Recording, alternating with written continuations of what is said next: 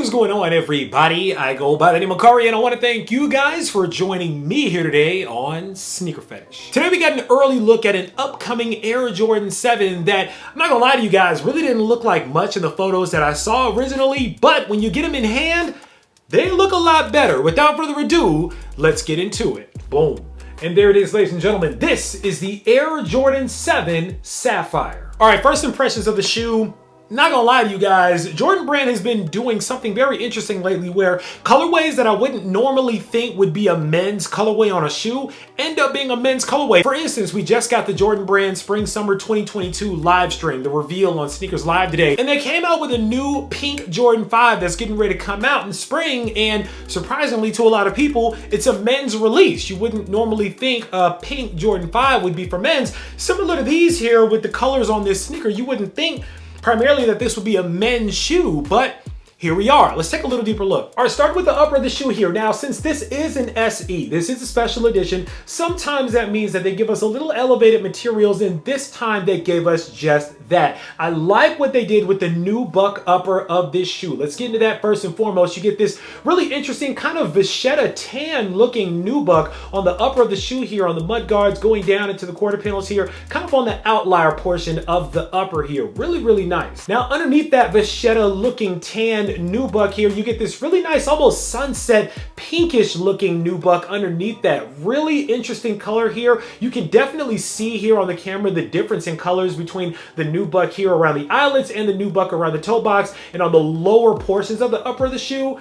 But I like it. It actually works. Now, the really interesting part about these 7s is the mesh netting in the quarter panels and up on the collars of the shoe here. We don't normally see this with the Air Jordan 7s where they give us this, but I understand why, because it gives us more insight into the sapphire, the pink and the blue that makes up the sapphire color underneath that. So getting that really nice pop of color right underneath that mesh netting, it's interesting, but I actually like it. Now, I was hoping that the black Jumpman on the lateral side of the shoe here was a metallic Jumpman, but unfortunately it's pretty much plastic here. It just kind of bends and moves along with the netting here. Wish that was metallic, but it's not, but still a nice touch. Moving down from there, you have the speckled gray midsole. Very nice here. The same embellishments as we've seen with every other Air Jordan 7, these kind of looking like mountains here, whatever you want to call them. Black, kind of an off-white, and then kind of that semi-translucent smoke gray right underneath that to complement that speckled cement looking gray midsole. Really, really nice. Taking the top down, look at the shoe here, you get more of that nice nubuck on the toe box accented with that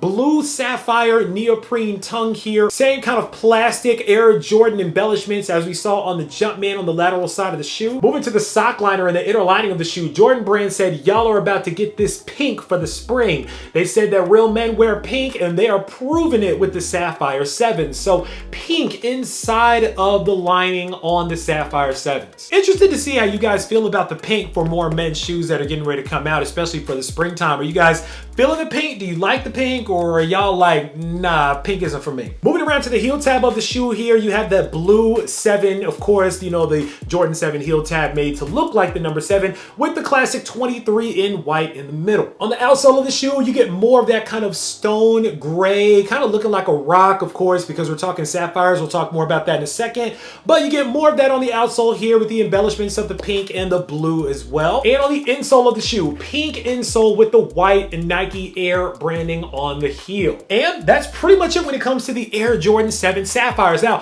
first question, why do these look brown when sapphires are mainly blue? Let's get into that a little bit. So what in the world is sapphire? Well, it's a precious gemstone that's derived from the mineral known as corundum that also features trace minerals such as titanium, chromium, and magnesium. Now, the word sapphire is actually derived from the Latin word sapphirius and the Greek word sapphirios, both of which mean blue, which makes sense why we're used to seeing sapphires in that beautiful royal blue. But if you see sapphires in their natural state, you'll actually see that all of the colors that are in the Sapphire 7s actually make up the natural colors of an unfinished sapphire stone. Sapphires actually can come in different pinks, browns, even red. As a matter of fact, red sapphires are simply just known as rubies, but they're actually derived from the same mineral. So I appreciate Jordan Brand going a little bit deeper with the sapphires and and not just giving us like a blue 7, but actually giving us this pinkish, brownish, bluish kind of color here to kind of dig a little bit deeper into sapphires and what they actually are and what they actually look like. Now,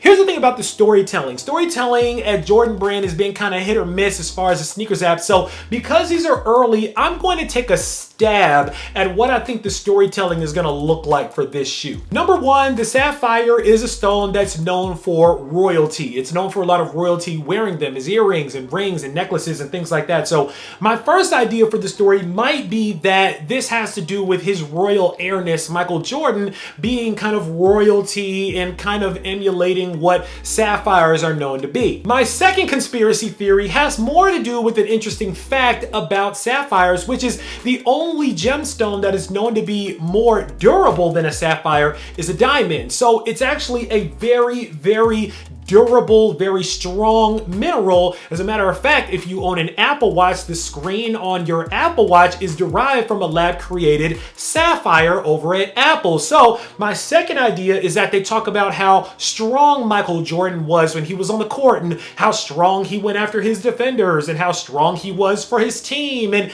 that coincides with the strength of the sapphire gemstones. The story seems kind of crazy, but honestly, it would be pretty on brand for what we've been getting lately in the sneakers app for a lot of these drops. Like Michael Jordan was so strong, he was strong like a sapphire. So here's the Sapphire 7s. It also makes a lot of sense when you think about the sapphire in its natural state, why the bottom of this sneaker is this grayish color, kind of like a rock, because sapphires in their natural state actually look a little bit gray as well, kind of like rocks. I mean, at the end of the day, that's really what they are. They're rocks, but they have a lot of beautiful colors inside of them. So I think that kind of explains the kind of makeup and the color and the history and the inspiration of the Sapphire 7s. You guys can correct me if I'm wrong. Stand up down below. Let me know what you guys think the inspiration is behind the Sapphire 7s. Do I think that these are worth a pickup? Yeah, I mean, they're not bad. I mean, honestly, I can see these probably selling out most places. I can see these not just being an instant sellout everywhere. If you're in a bigger city that tends to carry more inventory, more allocation, I can definitely see these sitting on some shelves at some of your stores in bigger cities. But in a small city like where I live at, where pretty much everybody buys everything, I don't really see these sitting on the shelves. So I would say that if you like these, if you want to grab them, go ahead and go for them. Don't wait on it. Don't sleep on these, because these might be a little hard to find in certain sizes depending on where you're at. Then again, if you can't find them in certain sizes, this is probably going to be an easy pass for a lot of people as well with all the other sneakers that are coming out. So do with that what you will. Just to double back on the packaging before we wrap up this portion, I do like the special packaging as well. Of course, we have kind of the brown box, kind of made to look like the bottom half of the shoe here, the midsole, the outsole. And then of course we have kind of the pink and blue, the sapphire colors coinciding with the pink and the blue on the shoe as well. So Jordan Brand did a great job on the special packaging of this shoe. Again, I don't understand how we got special packaging on the Sapphire Air Jordan 7s, but we didn't get special packaging on the Blueprint Air Max 1s. Whatever, but the packaging is pretty nice. Before we wrap this up, I have one final thought, something I need to get off my chest, and I've been debating talking about it for a really long time, but you know what?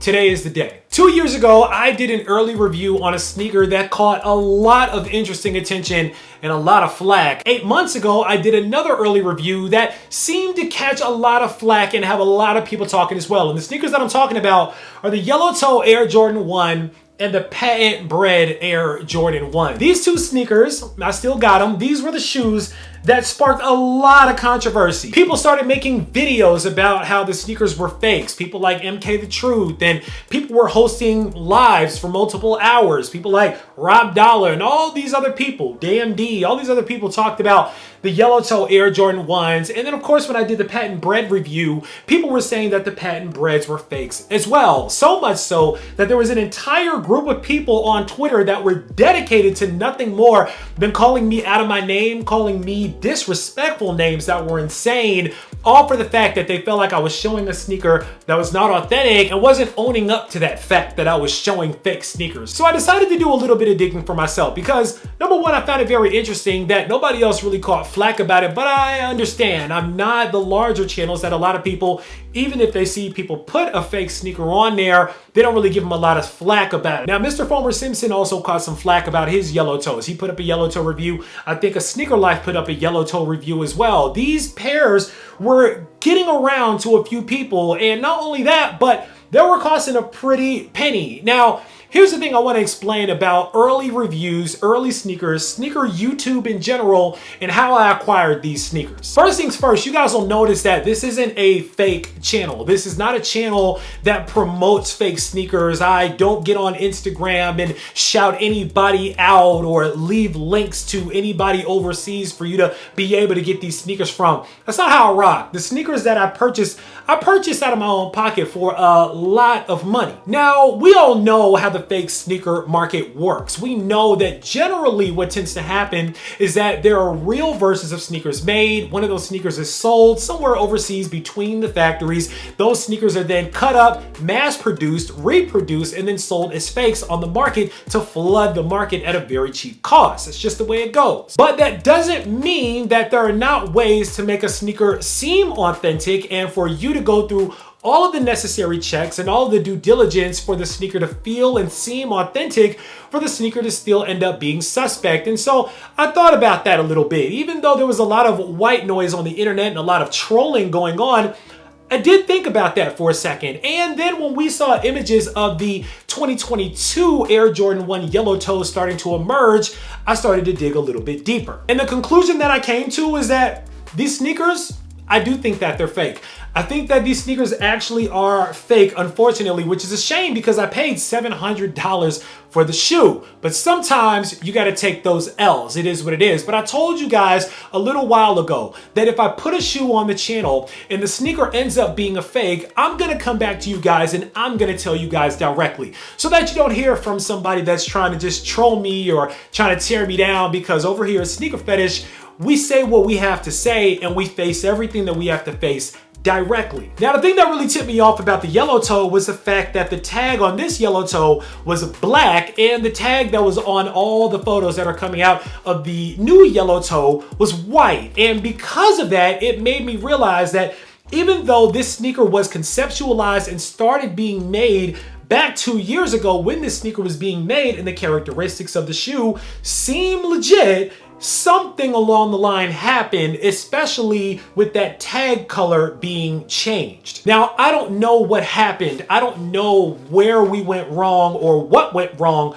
with this shoe, but all I know is I won't be wearing this shoe anymore. I'll be getting rid of the shoe, throwing it away, burning it, whatever we got to do. And by the time you've seen this video will be taken down off the channel. Now let's get back to the patent breads. So the patent breads, when I first got them in, I paid $600 for these patent breads. They didn't come with a box, but I'll be honest with you guys, a shoe not having a box is not necessarily an indicator that the sneaker is automatically fake. Just like people, for whatever reason, think that a sneaker coming in DHL automatically means that the shoe is fake, even though GOAT uses DHL. But another topic for another day. But what was interesting about the patent breads is that where it says family, there seemed to either be some sort of an error, a mistake, a glitch, a problem, but there was a line, an extra line on the L that kind of made the L look like a T. So we did the video as usual because we went through all of the checks. We went through the Check app. We went to different stores around the area. We asked a lot of different people. We looked at the sneaker up and down and everybody was convinced that the sneaker is 100% authentic despite the flaw. We've seen flaws happen in sneakers before. We've seen these things happen. So who's to say that this wasn't a flaw? But that didn't stop the internet from making a joke calling these sneakers the FAMITY sneakers because the L ended up looking like a T. So if you've seen that from certain people on the internet, the word FAMITY comes from me and these sneakers. I understand that no sneaker is gonna be perfect. I understand that factory defects happen. But the more that I thought about it, the more that I looked into it, especially after what happened with the yellow toe, and especially what happened with the person that I got the yellow toes from, which was the same person that I got the patent breads from, I started thinking about it. Because if I can't trust the yellow toes, how can I possibly trust the patent breads at that point? And so this, while it may just be a defect and while the rest of the sneaker is fine, I'm coming to the conclusion that this sneaker was probably a fake too. And because of that, I can't wear these anymore. And I apologize if I've worn these in public and for anybody that's seen me wear these in public, because I didn't know any better. I personally was convinced, especially with the patent breads, that the patent breads were completely authentic, just with a factory defect. But like I mentioned, when you screw me once on a shoe, I can't let you screw me again on a shoe. So because of that, by the time you guys are watching this, I will also have already taken down the patent bred Jordan 1 video as well. Since that's happened, and since all of the issues on the internet have emerged and all of the trolling has emerged, it's been a blessing and a curse. A curse, of course, because nobody likes to be trolled all over the internet, but a blessing because it's allowed me to really switch up the way that I show you guys early sneakers. And so now I take the Seth Fowler approach. I go directly to GOAT, which is what you guys are seeing here, all of the GOAT stuff inside of the box for the Sapphire 7s. And if it's not on GOAT, and if it's not already pre-authenticated and pre-authorized to be sent out, I don't buy the shoe. That's pretty much gonna be the way that I show you guys early sneakers from here on out so that I don't get got. This isn't a matter of me showing you guys a fake sneaker and trying to get over on you guys and pass it off like it's authentic. This is a matter of me getting screwed for the hard-earned money that I've spent out on these sneakers from other people that I won't be doing business with ever again. So I wanna first of all apologize to you guys directly for showing you guys these sneakers, putting them on the channel and putting them out there as if they were authentic in the case that they were not. At the time that I put these sneakers on the channel, I was convinced that these sneakers were 100% authentic, and I can also tell you guys that the other sneakers that you see on here are perfectly fine. Now, that may not stop the Rob Dollars from going on their live streams to get their own views up to say that all the sneakers that I show are fake, but these two sneakers happen to be the primary sneakers that, for whatever reason, had a lot of people in a chokehold between YouTube and Twitter. So here we are, talking about the sneakers, putting them out in the open. So whatever anybody has to talk about at this point, as far as I'm concerned, will be very interesting. But I'm just here really to help all you guys to not allow me to have so much real estate inside of your head, guys. I promise there's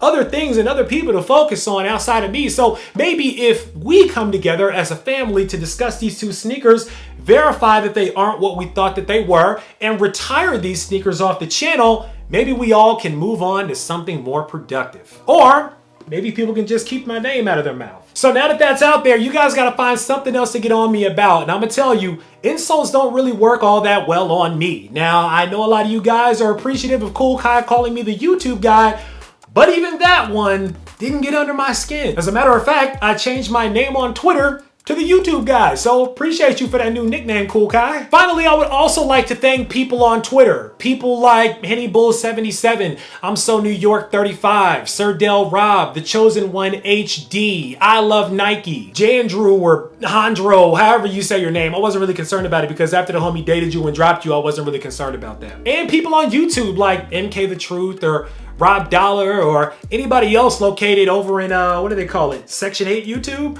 Hopefully you guys can get up out of Section 8 one day. That's not a good place to be. I've lived in Section 8 before. That's not cool. Over here at Sneaker Fetish, if I told you guys once, I told you 1,000 times. We do it the right way over here. We show real sneakers and we tell real stories about real products out here. We keep the culture alive over here and we bridge the old heads and the new school over here. That's what we do. While also understanding that as far as sneaker YouTube goes, if you're not first, you're last. So everybody is in a mad rush to be the first with an early sneaker because unfortunately, a lot of you guys won't even click on these videos these days unless the sneaker is early. So the burden is on a lot of YouTubers like myself and everybody else out here to show you guys early sneakers as early as humanly possible. You guys haven't noticed that everybody is in a mad dash to be the first one out with a shoe, no matter how much it costs them these days? It's because we're trying to please you guys. We're trying to get your clicks. We're trying to get you guys to subscribe to our videos out here. And so we're doing it in a way that we feel you guys want to see. But sometimes the race to be first isn't always the best race to run. And I want to let you guys know that I'll be a lot more cognizant and I'll be a lot more careful as I continue on the journey of this channel with the sneakers that we show. But if I'm ever caught slipping with a fake again, we're gonna come back here and we're gonna discuss it as a family. We've given that attention, we won't give it attention anymore. That's all that I gotta say about those sneakers and the Air Jordan 7. Now it's time for you guys to sound off down in the comments. Let me know first of all about the Air Jordan 7 Sapphires, what you think of them. Are they a hard pass or are they a must cop? Let me know what you guys think about everything else that I talked about. It's an open forum. Whatever y'all wanna discuss, Let's go there. Let's discuss it. While you're down in the comments, you can always click on that subscribe button so we can welcome you into the Sneaker Fetish family to make sure you don't miss out on any more heat that comes through like these, because I guarantee you, I got a lot more heat on the way. As always, I want to thank you guys for joining me here today on Sneaker Fetish, taking a look at these with me, unboxing them with me for a couple of minutes. I go by the name of Kari. This is the Air Jordan 7 Special Edition Sapphire, and until next time, I'm out.